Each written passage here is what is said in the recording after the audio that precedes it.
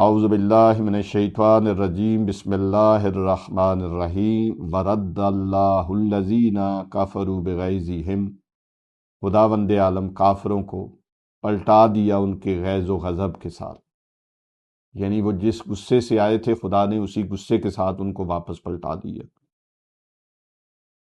رسول خدا نے علی علیہ السلام کو اپنا عمامہ ابا قبا پہنوائی اور خود علی علیہ السلام کی پہنی اور یہ جملے ارشاد فرمائے کہ آج کل ایمان کل کفر کے مقابلے میں جا رہا ہے۔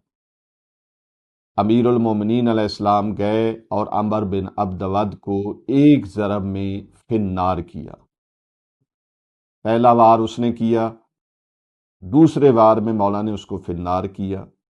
فوراً رسول خدا صلی اللہ علیہ وآلہ وسلم نے ارشاد فرمایا ضربت علی یوم الخندق افضل من عبادت ثقلین، علی کی ایک ضرب ثقلین کی عبادت سے افضل ہے۔ اس کو صرف فضائل نہیں سمجھیے، علی علیہ السلام کی عظمت کا اندازہ لگائیں۔ ضرب میدان جنگ میں لگتی ہے، میدان جنگ کو جو لڑا جاتا ہے فروع دین میں اس کو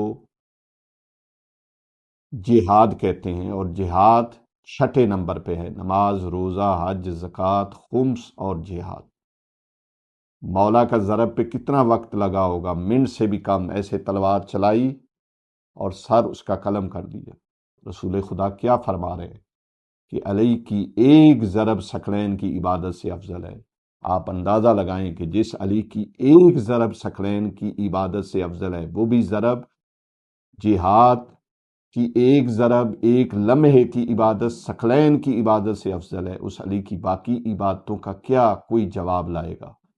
علی کی نماز کا کون مقابلہ کرے گا؟ علی کے روزے کا مقابلہ کون کرے گا؟ علی کی باقی عبادات کا مقابلہ کون کرے گا؟ امیر المومنین علیہ السلام کی ایک ضرب، پورے جہاد کی بات نہیں ہو رہی، ایک ضرب ثقلین کی عبادت سے افضل ہے۔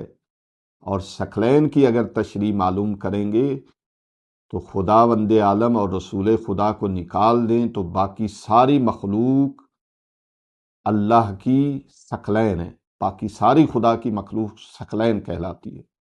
تو رسول خدا یہ بتا رہے ہیں کہ اللہ اور رسول کے علاوہ باقی پوری مخلوق کے اعمال ترازو کے ایک پلڑے پہ رکھیں، اور علی کی ایک ضرب ترازو کے دوسرے پلڑے پہ رکھیں، پھر بھی یہ ضرب برابر نہیں بلکہ زیادہ فضیلت رکھتی ہے۔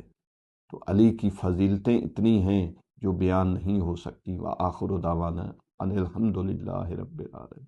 ہماری گزارش ہے کہ ہمارے فیس بک، یوٹیوب اور انسٹاگرام کے تمام پیجز کو لائک کریں، شیئر کریں اور سبسکرائب کریں۔